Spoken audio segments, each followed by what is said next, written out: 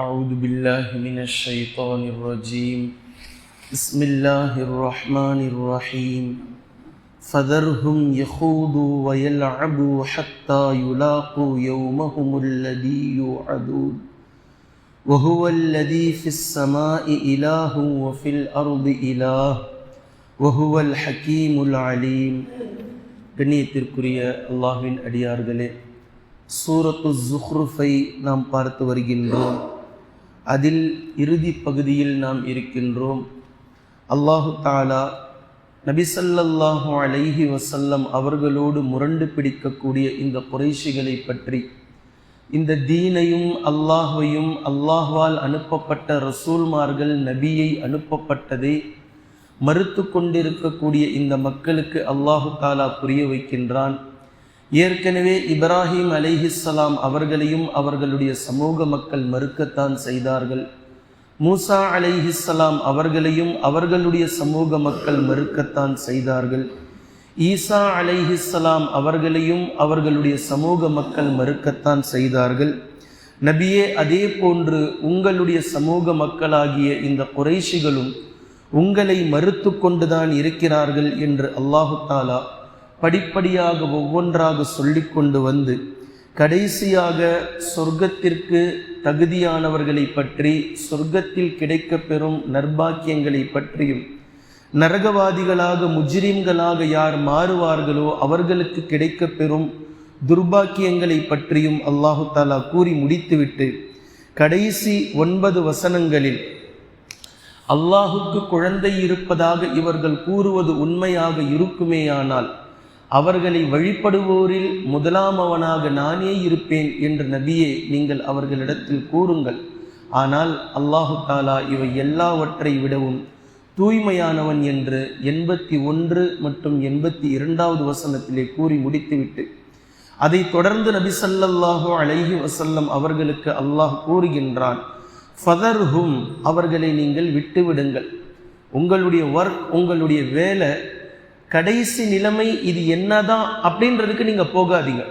உங்களுடைய ஜாப், அல்லாஹ் எதை உங்களுக்கு வகை அறிவித்தானோ அதை நீங்கள் சொல்லிக்கொண்டே இருப்பதுதான். ஏற்க மறுக்கிறார்களே, ஏற்க மாட்டேன்றாங்களே, இப்போ இனி அடுத்தது என்ன செய்யறது, என்ன பண்றது, அதை நான் பார்த்துக்கிறேன். அவரவர்களுக்கென்று ஒரு மரணம் இருக்கின்றது, எல்லோருக்கும் சேர்த்து ஒரு மறுமை இருக்கின்றது. இதில் நான் அவர்களை என்ன செய்ய வேண்டும் என்பதை நான் பார்த்து கொள்வேன். உங்களுடைய ஒர்க், நீங்கள் தீனை, இந்த குர்ஆனை, வஹியை எடுத்து சொல்லிக்கொண்டே இருப்பதுதான்.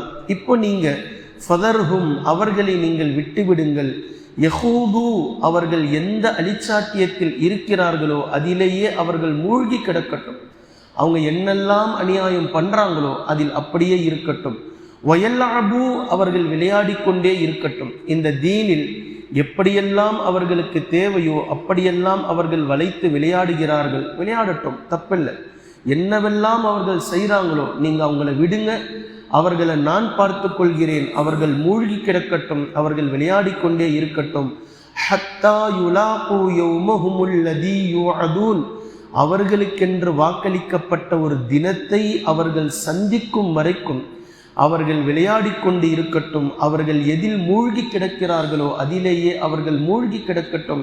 நீங்கள் அவர்களை விட்டுவிடுங்கள். இதை சொல்லிட்டு அல்லாஹு தஆலா பேசுறான், வஹுவல்லதீ ஃபிஸ் ஸமாஇ இலாஹு வஃபில் அர்தி இலாஹ், வானங்களுக்கும் அவன்தான் இறைவனாக இருக்கின்றான், பூமிக்கும் அவன்தான் இறைவனாக இருக்கின்றான். இந்த வானம் பூமி இரண்டையும் இறைவன் என்ற பதத்தோடு அல்லாஹு தஆலா சேர்த்து சொல்வதனுடைய நோக்கம், ஒரு மனிதன் காலை எழுந்தால் அவனுக்கு மேலாக தெரிவது வானம்தான். அதை தாண்டி அவனுடைய கண்கள் இதுவரை அதற்கு அப்பால் என்ன இருக்கின்றது என்று பார்க்கவில்லை. அதே போன்று கீழே குனிந்தால் அவனுடைய கண்களுக்கு தெரிவது பூமிதான். அதற்கு கீழாக அதற்கு அடுத்து என்ன இருக்கின்றது என்று மனிதன் இதுவரையிலும் கண்ணால் பார்க்கவில்லை.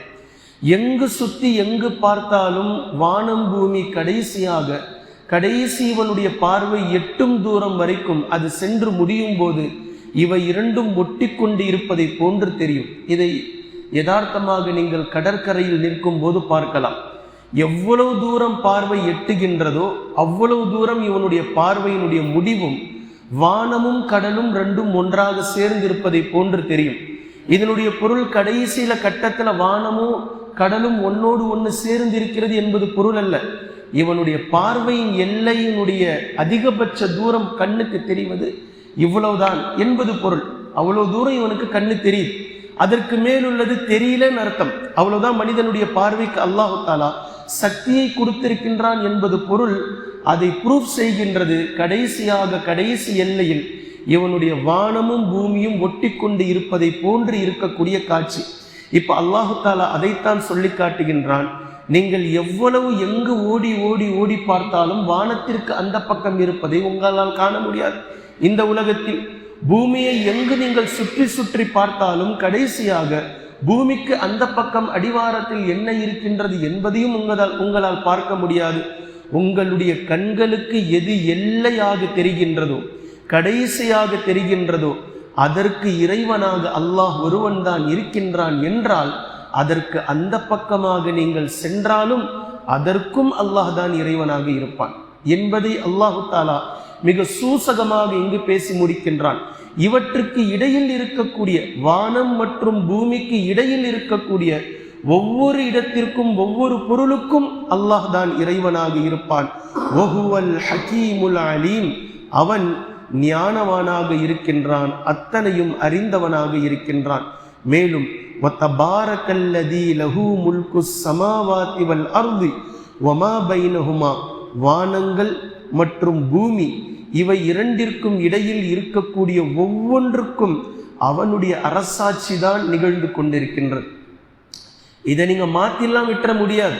அல்லாஹ் ஒருவன் தான் அரசாட்சிக்கு சொந்தக்காரன்.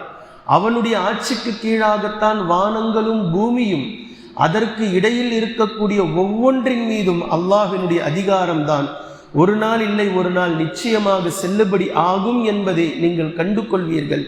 இப்படிப்பட்ட இறைவன் தபாரக பரக்கத் பொருந்தியவனாக இருக்கின்றான். இந்த வாக்கியத்தை நீங்கள் குர்ஆனில் சில இடங்களில் நீங்கள் பார்க்கலாம். சூரத்துல் முல்குனுடைய துவக்கம் தபாரக்கல்லதி பியதிஹில் முல்க், ஆட்சி அதிகாரம் எவன் கையில் இருக்கின்றதோ அவனே பரக்கத் பொருந்தியவன்.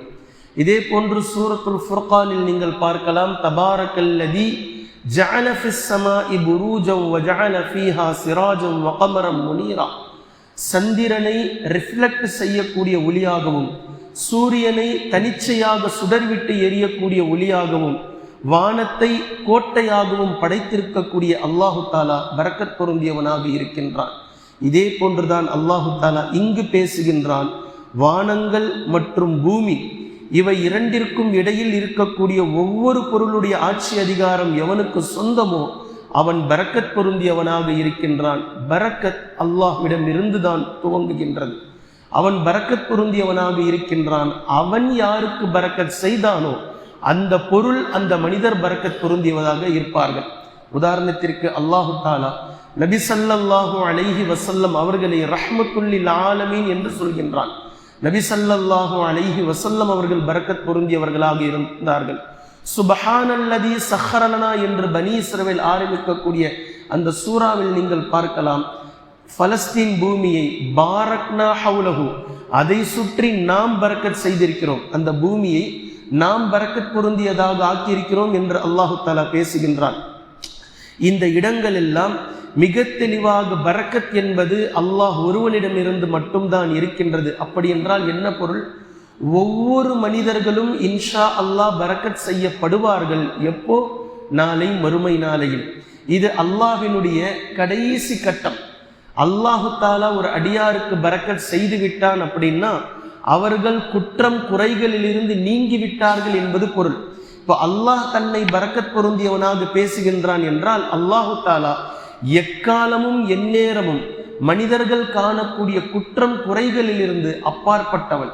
இவர்களுக்கு எது குறைகளாகவும் குற்றங்களாகவும் தெரிகின்றதோ இதில் எந்த ஒன்றையும் அல்லாஹ்விடத்திலோ அல்லாஹ்வுடைய படைப்பிலோ காண முடியாது. இதுதான் அல்லாஹ்வினுடைய தனித்துவம். இது பரக்கத் தபாரக என்ற இந்த வாக்கியம் அல்லாஹ் ஒருவனுக்கு மட்டுமே பொருத்தக்கூடியதாக நீங்கள் குர்ஆனில் பார்க்கலாம். இதை வேற எங்கேயும் பொருத்த முடியாது. அல்லாஹ் ஒருவனுக்கு மாத்திரம்தான் தபாரக, அவன் பரக்கத் பொருந்தியவன் என்ற இந்த வார்த்தையை சூரத்துர் ரஹ்மானுடைய கடைசி வாக்கியத்திலும் நீங்கள் பார்க்கலாம். வதபாரக கஸ்மு ரப்பிக தில் ஜலாலி வல் இக்ராம். அல்லாஹோடு மாத்திரமே இதை இணைக்க முடியுமான வாக்கியமாக இந்த வார்த்தையாக தபாரக என்பதை நீங்கள் பார்க்கலாம். இது குற்றம் குறைகளுக்கு அப்பால் இருப்பவனுக்கு சேர்க்கப்படும் வாக்கியம். பின்பு அல்லாஹு தாலா 85வது வசனத்தில் பேசுகின்றான், வஇந்தஹு இல்முஸ் ஸாஅ, மறுமை நாள் எப்போது நிகழும் என்ற ஞானம், அறிவு அல்லாஹ் ஒருவனிடம் மட்டும்தான் இருக்கின்றது. வ இலைஹி துர்ஜஊன், நிச்சயமாக அவன் பக்கம் நீங்கள் திருப்பப்படுவீர்கள். இதை நீங்கள் மனதில் நினைவில் கொள்ளுங்கள். யார் யார் எவ்வளவு விளையாடுகிறீர்களோ விளையாடி கொள்ளுங்கள். யார் யார் எவ்வளவு அவர்களுடைய அலிச்சாட்டியத்தில் மூழ்குகிறார்களோ மூழ்கி கொள்ளுங்கள். குறைஷி மக்களுக்கு அல்லாஹு தாலா விடுக்கக்கூடிய எச்சரிக்கை, மறுமை நாள் எப்போது கொண்டு வர வேண்டுமோ அந்த பூரண ஞானம் என்னிடம் மட்டுமே இருக்கின்றது, நிச்சயமாக நீங்கள் என்னிடம் திருப்பப்படுவீர்கள் என்று 85வது வசனத்தில் அல்லாஹு தாலா கூறிவிட்டு பின்பு ஷஃபாஅத்தை பற்றியும் மேலும் சில விஷயத்தை பற்றியும் அல்லாஹு தாலா அடுத்த 4 வசனத்தில் கூறுகின்றான். அதனுடைய விளக்கத்தை இன்ஷா அல்லாஹ் தொடர்ந்து நாம் பார்க்கலாம். குர்ஆனையும் ஹதீஸையும் தெளிவாக விளங்கக்கூடிய நன்மக்களாகவும் அதை நடைமுறைப்படுத்தக்கூடிய மக்களாகவும் அல்லாஹ் நம்மை ஆக்குவானாக. சுப்ஹானக்கல்லாஹும்ம பிஹம்திக அஷ்ஹது அல்லா இலாஹ இல்லா அன்த அஸ்தக்ஃபிருக வ அத்தூபு இலைக்.